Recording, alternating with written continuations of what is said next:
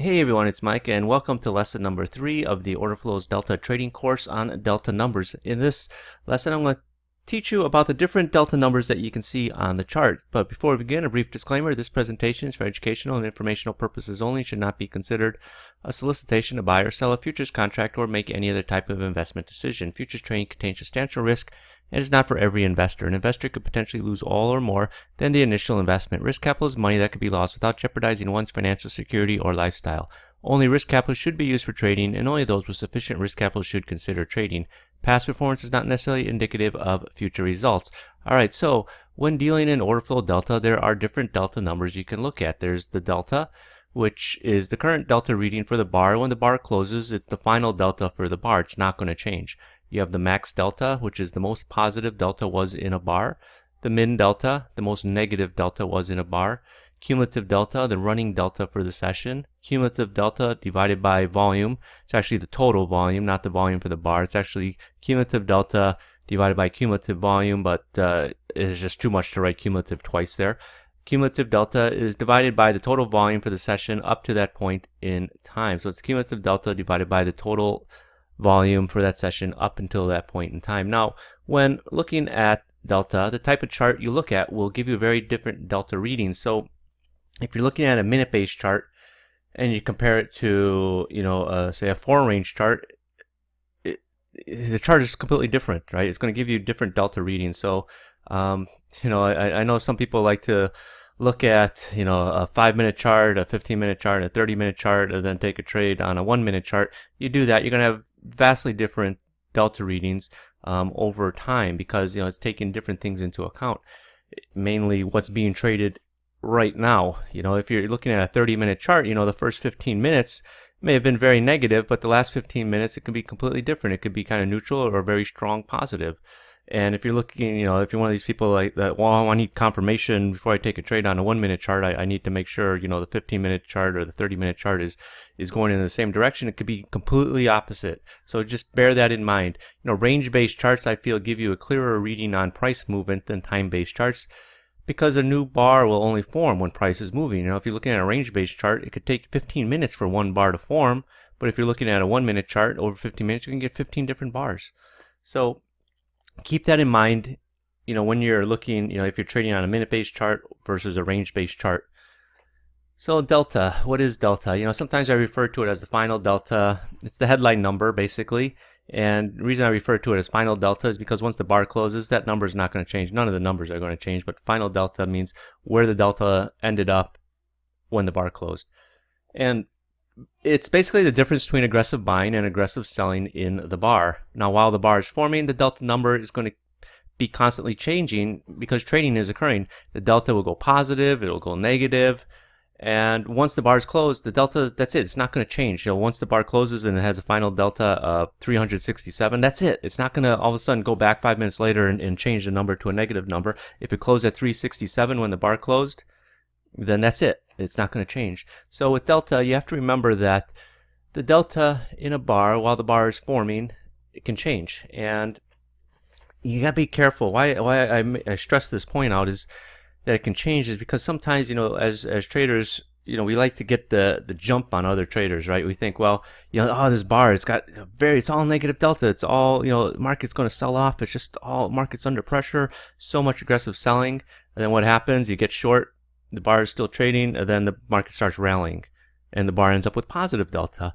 If you should really wait for the bar to close when making a decision based on delta. So just bear that in mind. And so the delta, the final delta or delta, the headline number, is this number down here. It's the top number, delta. So once these bars close, that's it. It's not going to change ever again. And, the most current bar has got the delta, and it's not a final delta. The bar is still trading, and not until the bar closes that I would refer to it as final delta.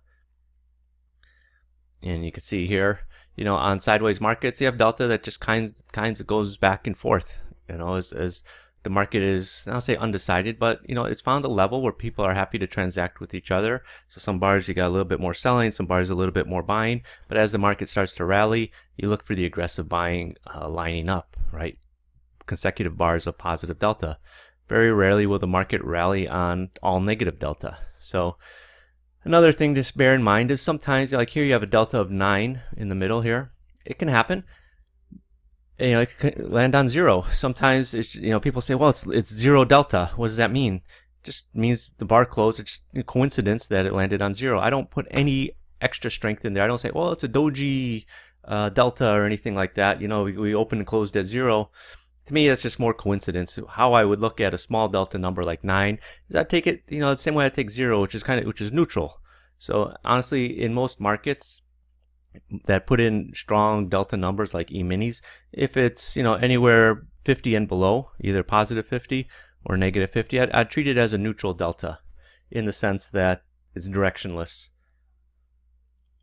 Now delta is related to volume, okay, and you're not going to get generally a big delta number on a market with small volume. Now why is that important is because for markets that have an underlying cash market that a specific session like equities like S&Ps, right, or Nasdaq or Dow, when the cash market opens, the volume really picks up in trading. So for E-minis prior to 8:30 Chicago time, volume is lighter, whereas after 8:30 volume is heavier, so you're going to generally get stronger overall volume numbers. Not necessarily every single number is going to be maddeningly strong. Like I think this one here is 8:30. So what is this? This is E-minis. This is an 8 range chart, and you can see here volume it's a little bit lighter. This is a range-based chart, so you're getting some bars here with 1480s, 2794 in the middle of the night, 13,000, 10,000. But then once the cash session opens, you're seeing strong overall volume numbers: 23,000, 14,000, 34,000, 32,000, 17,000, 33. Whereas everything prior to 7:30 is 18,000 and less. Whereas after 8:30, you're getting stronger numbers. And as you can see, overall the delta numbers are stronger: 2,300, 6,000, 3,000. You do get some strong ones in here, 2,600, 1,900, but overall they're a shade lighter than you're seeing after the cash market opens up. And the other point to remember is opening and closing times. For markets that trade around the clock, there's the old floor hours, or cash open and cash close, and those times is you're going to get a big surge in volume around those times, and that also is going to affect delta numbers sometimes, in the sense that you all of a sudden you're trading 10,000 lots per bar. All of a sudden the cash close time period, for maybe a minute or two before, then during the cash close, and a minute or two afterwards, you're trading 3 times the volume.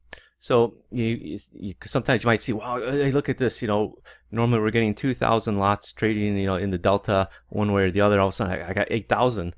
That must mean something. It just means it's the cash close. So don't necessarily read so much into it around those closing times. Just be aware of it, okay, when you're doing your analysis. So, like for example, right, we had some relatively small numbers, 953, 927, right on the cash open. So going into the cash open, it's kind of smallish delta numbers: 1955, 119. You had a couple bars with some heavier volume, heavier delta numbers: 1,000 and 1,100. Then back 400, 953. Then boom, once the cash opens, it's heavier volume: 28,000 per bar versus 2,000 on the earlier bars, and you're seeing average deltas of around 1,000 to 2,000, all the way up into the 3,000s here.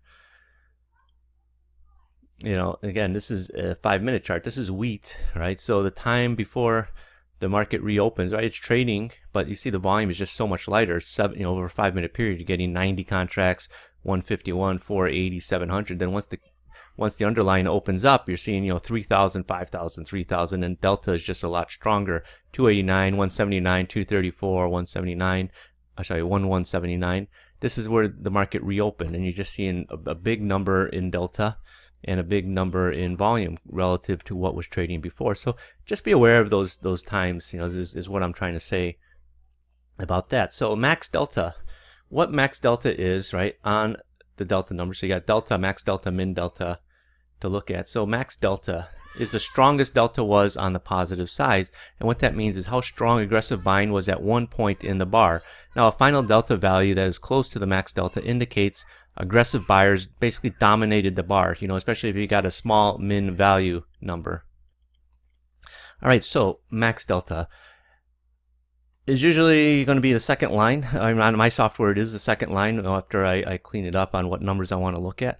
So you'll see here, like in the middle bar, this bar here where you got the swing low with the ratio of 158.8, max delta is 222. So it's telling me at one point there was 222 aggressive buyers overall in the bar. Okay, the final delta, the delta for the bar finished at 197. So it's telling me when I start to read that is, okay, at one point the delta was so strong you had 222 net aggressive buyers, and we finished the bar at 197 in terms of delta, positive 197. So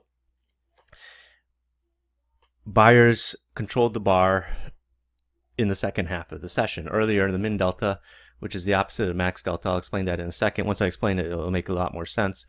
But this bar went from a negative delta of 329 to a max delta of 222, and we closed near the max delta of 197. So I know that this bar closed with strong aggressive buying. When you see a bar closing near its max delta number, it's telling you that buyers really took control of that bar, especially if you're looking at a range-based chart. This happens to be a minute-based chart. But if you're looking at a range-based chart and you're seeing a lot of delta numbers when the bar closes near the max delta, it's telling you this market's moving with strong aggressive buying. So this is an 8 range chart, and as you can see here, this is exactly what I'm talking about. So here you got this bar, 2368 is the delta, max delta is 2371. Next bar, 2827 is the delta, max delta 2827. The next bar, 6280 is the delta, max delta 6280. So these 3 bars, basically you closed right on your max delta number on 2 of the bars, and the 1 bar you closed within 3 contracts of it. So it's just aggressive buying dominating this market at this time, and the market is that's sign of very strong aggressive buying. When you see signs of very strong aggressive buying, the market's going to be going up, right? The market's not going to be going down when it's dominated by strong aggressive buyers. And what I like about max delta is when over a few bars the delta finishes near the max delta and the min delta is relatively small, like this, 0, 0, that's your min delta. It's basically telling me that strong aggressive buying is occurring in the market, and the strength often builds on itself and the markets tend to rise. What's happening is people are saying, people are watching, these algos, these machines out there are seeing that, oh my God, all these offers are being lifted. And then it just sort of manifests and feeds on itself, and the market goes higher. You can see it here, right? You see these 0, 0, 0, 0 as this market is rallying. We're closing generally up near our max delta. This bar, this bar, this bar, this bar, this bar. Right? It's just indicative of a very strong market, and you can see it happening early in here. So you could catch this move 2806 all the way up to 2812 in the S&Ps. Watch it as it's being strung along. You can see here, again, this chart looks a lot like this chart, but it's not. It's not the same chart. It's a different chart. And once you understand what to look for, you start seeing these things occurring over and over and over again. And literally sometimes you think you're looking at the same chart. And this is even in the middle of the night. This is E-minis. This is around midnight going into 5 in the morning. Not a whole heck of a lot going on, but from midnight until 5 in the morning, this market's just been dominated on the buy side. Right? People, much more aggressive buying than aggressive selling going on. Now, min delta is the opposite of max delta. Min delta is the strongest delta was in the negative side of the bar, and basically the negative sense, meaning how strong aggressive sellers were in the bar. A close near the min delta number indicates aggressive sellers dominated the bar. So, min delta was, you'll see it on this chart, min delta it's going to be always red unless it settles at 0, then it'll be green. It'll never be positive. And it tells you how negative it was at any point in the bar. So like, let's take it here in the middle, minus 32. Okay, it just tells you that in this bar, the most negative delta was only 32 contracts. The next bar, most negative delta was minus 26 contracts, negative 26. This bar, negative 933. Okay, now you can see earlier on this big sell-off, these bars are dominated by aggressive selling. Negative 1920 was 0 max delta. The min delta is minus 1920. Next bar, min delta is minus 6153. Final delta is minus 6053. Max delta is 0. The next bar, min delta minus 5284. Max delta 112. Minus 5275 is the min delta. Or sorry, the final delta. And again, next bar 2737, which is the final delta, and that's what your min delta was. So, as this market is just getting slammed, it's just all aggressive selling for the most part, and strong numbers, 6,000, 5,000, as the market starts selling off.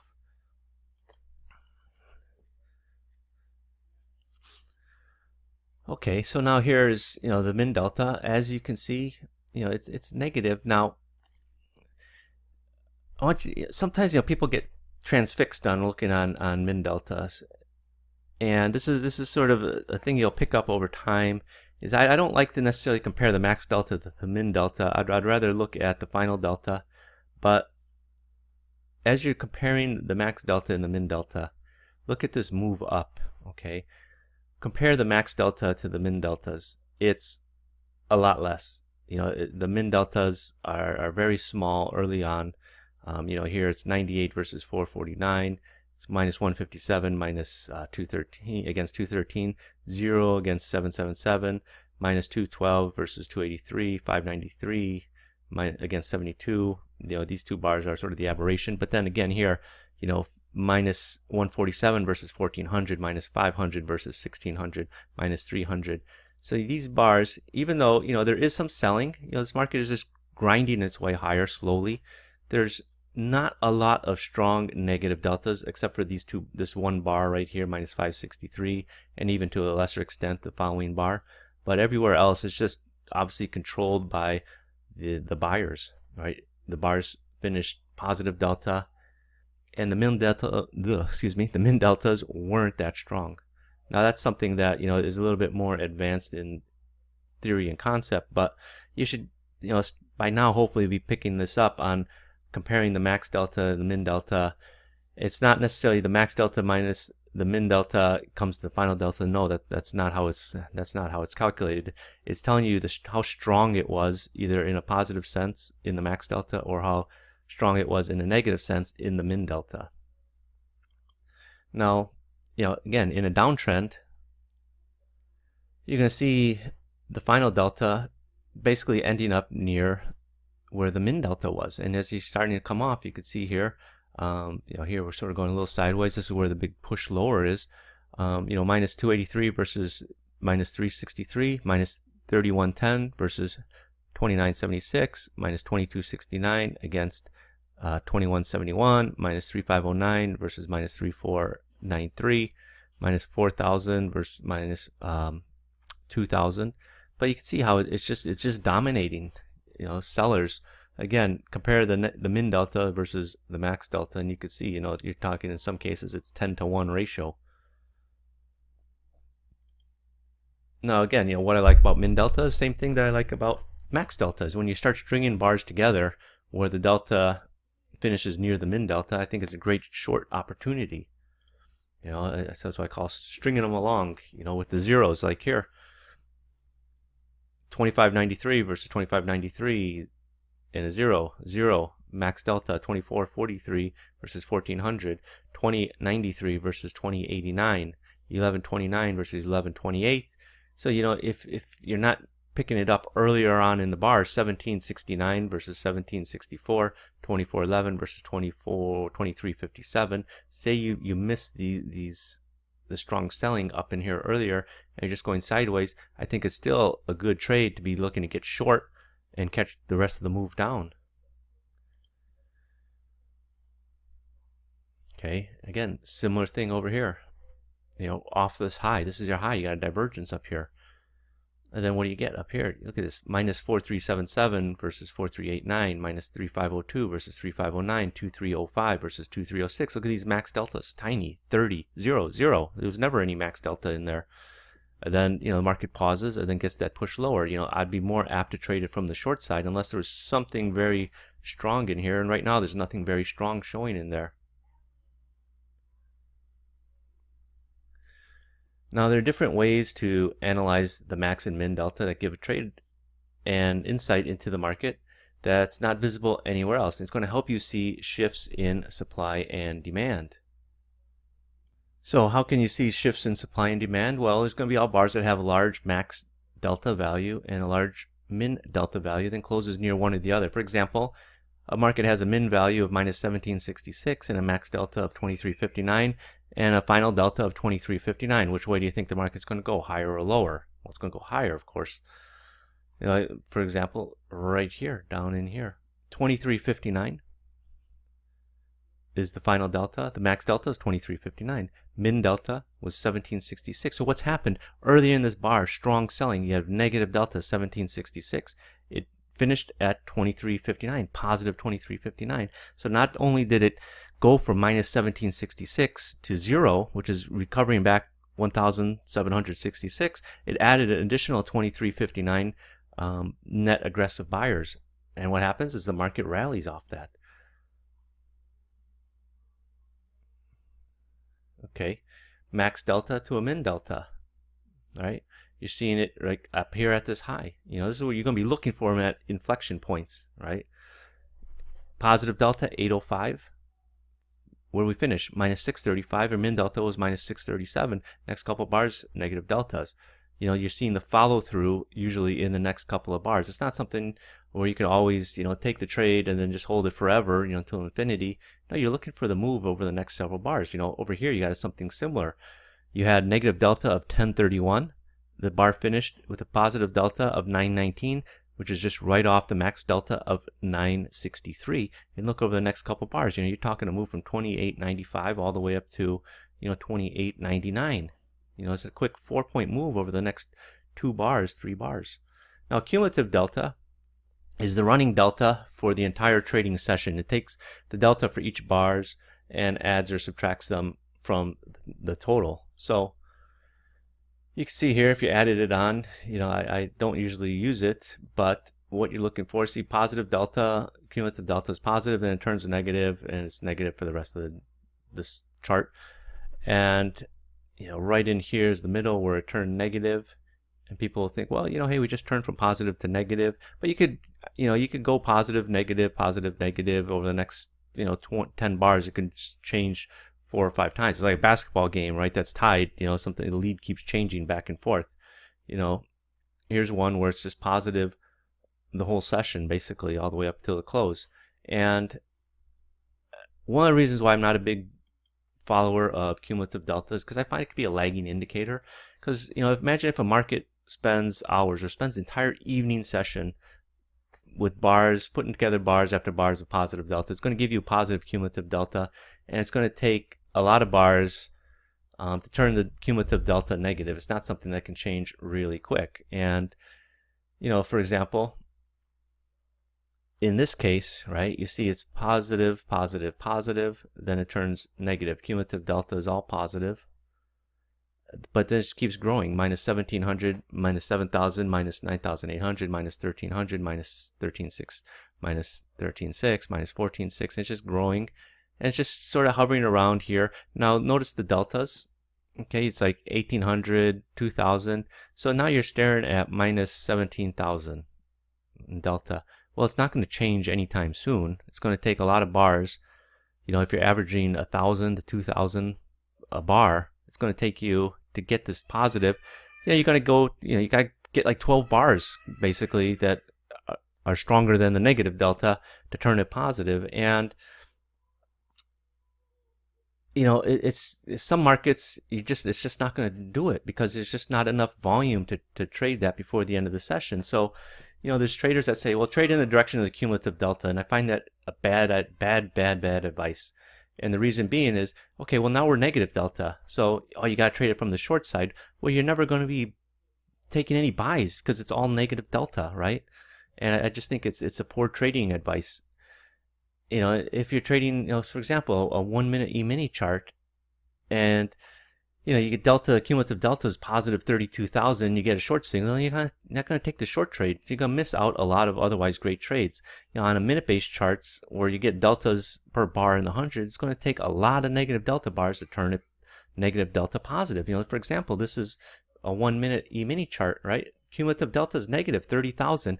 You're only getting a couple hundred delta positive or negative. So it's probably not going to go positive after a certain point, or sorry, it's not going to go negative after a certain point because it's already strong positive that's been accumulating all session up to this point. Up to noon, you're at plus 30,000. You're probably not going to get you're not going to get that over, the rest of the session. It's not going to go negative on you because, you're averaging, 1 or 200 contracts per bar of delta, positive or negative, and it's just the math is not on your side. It's just not going to happen. So, that's the main issue that I have with cumulative delta. It's a bit of a lagging thing in that sense. And, as time goes on, it's just not going to change. It's impossible. The math is just not there. Now, cumulative delta versus cumulative volume is basically the cumulative delta divided by the total volume for the session at that point. Now, when the ratio is close to 0, it's indicative of a small cumulative delta. The thing is, total volume will always be growing, while cumulative delta is basically going to expand or contract, right? The total volume for the day is always going to get larger. Cumulative volume could get larger or could get smaller. It could get closer to 0 or get further away from 0. So they're sort of moving in different, not directions, because the direction of total volume is always in one direction. It's never going to get less total. You're not going to get less total volume, but cumulative delta can get lesser.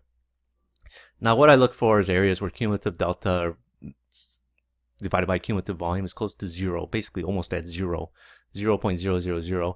Then look for a trade in the direction if there's strong delta that follows. Now, it's kind of an area of absorption and consolidation. Traders are nearly equal for the session. I'm just waiting to see the direction of the market.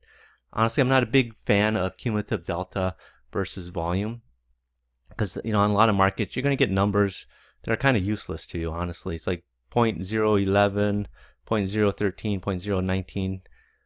And, there's nothing you can really do with that, honestly. Maybe somebody's got a secret that I've just all these years have never missed. But I also look for areas where it's quite high in an absolute sense, a ratio above 0.050 is what I consider high. So it could be negative 0.050 or positive 0.050. And it just tells me that there's underlying strength in that market. You can see here it's 0.50 right down here in the middle as we're going up. So it just tells me, we're under a head of steam, so to speak. Volume is obviously going higher, but more importantly, cumulative delta is also going higher. Same would be true if it was a negative, but a negative cumulative delta and the cumulative delta divided by total volume. Say this was negative 0.050, I would treat it the same as going down. So, a lot of times cumulative delta divided by volume is so small that it's useless. And again, I touched on that. Like these numbers, this means nothing. Let's say it doesn't mean nothing. Rather, it's got no use to me as a trader. And really what I'd be looking for, like here is, you can see early up here, it's 0.00, which just tells me cumulative volume is small. Volume isn't going to change, but cumulative delta can change. So it's minus 42 at this point. So really what I'd be looking at is areas where maybe I get into a 0, then I'd just be watching because I know that over the next couple bars, if it's strong negative, that's the direction I would trade in. But if it's like 0.007 or 0.005, to me that's just average numbers, nothing special that I expect out of it. As you get closer to 0, or at 0 rather, showing up, then I would treat it very different. So the problem that I have with another problem I have with cumulative delta divided by the total volume is over time it's going to flatten, and as the day goes on, changes are minor. And what that means is it's going to be difficult to see any changes having an effect on the market, because as the day goes on, like I said, total volume is going to be increasing. It's never going to decrease, whereas the cumulative delta can get bigger or it could get smaller. Okay, and like I said, you can't subtract volume once it's traded, but cumulative delta can get bigger or smaller. So as you can see here, this is what euro currency, 160,000 contracts have traded already. This is 9 in the morning. Cumulative delta is kind of steady, minus 2,800, 3,800, 3,500. We're not putting in big delta numbers. 400 is big already, but you're getting a lot of hundreds. So, the rest of the session, this is even a 5-minute chart. Imagine if it's a 5-minute chart, you're getting 30 contracts, 65 contracts, 40 contracts in the delta. It's going to take a lot of positive delta to turn this negative delta into positive. I'm not sure it can do that. And so you can see the cumulative delta divided by volume is pretty steady, minus 0.021, minus 0.022, minus 0.024, 24, 24, 23, 23, 24, 25, 26, 25, 26, 25, 25, 25. It's just not going anywhere. And that's, one of the problems. It might get up to minus 0.30, 0.030, 31, 32, and then back down into the 25s and then even maybe the teens. So it's just not going to give you much to go with. No, I admit, I don't pay too much attention to the cumulative delta versus volume ratio. I just find there's too much other useful information out there in forms of delta that I can look at and make a decision at. For cumulative delta divided by volume, I may get 1 or 2 opportunities a day, if that. And honestly, I'd rather spend my time looking at other things that are going to give me more, I think, more accurate, I won't say better, but more easily definable trading opportunities. So by now you should understand the different types of delta numbers available for your analysis. More importantly, you should understand what they mean and how to use them. So that's the end of this lesson 3. In lesson 4, it's going to be a long lesson. I'm going to explain the order flow delta setups so you can start looking for them yourself. Now again, if you haven't printed up these PDFs, please do. The lesson 4 is very important because you should write down what I'm talking about so you can understand it better rather than just watch the video and follow along on the PDF. It's always better to take notes so that you can start to understand it. Writing stuff down really helps you learn something. So thanks, and I'll see you on the next lesson. Bye-bye.